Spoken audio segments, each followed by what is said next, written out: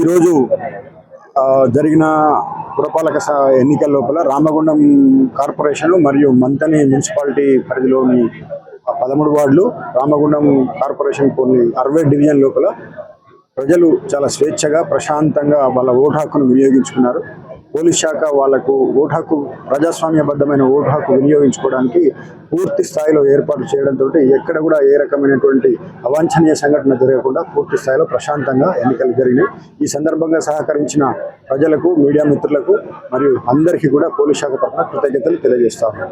అదేవిధంగా రేపు కౌంటింగ్కు సంబంధించి 13వ తారీఖు జరగబోయేటువంటి కౌంటింగ్కి సంబంధించి కూడా విస్తృతమైన ఏర్పాటు చేయడం జరుగుతుంది.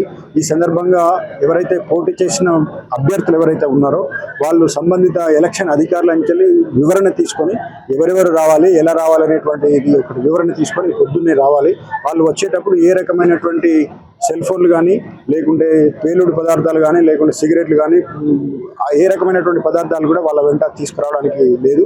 ఇంకొకటి మద్యం మత్తులో కూడా రావడానికి లేదు. ఇవన్నీ కూడా మేము అక్కడ చెక్ చేసి మాత్రమే పంపిస్తాము. దయచేసి వీళ్ళందరికీ సంబంధించిన పోలీస్ శాఖకు అక్కడ ఉన్నటువంటి సిబ్బందికి సహకరించి ఈ కౌంటింగ్ కూడా పూర్తి స్థాయిలో ప్రశాంతంగా జరిగే విధంగా సహకరించాలని చెప్పేసి కోరుతాం. ఈ సందర్భంగా ఇంకొక మనం ఏంటంటే, కమిషనరేట్ పరిధిలో మొత్తం కూడా 144 సెక్షన్ అమల్లో ఉంది.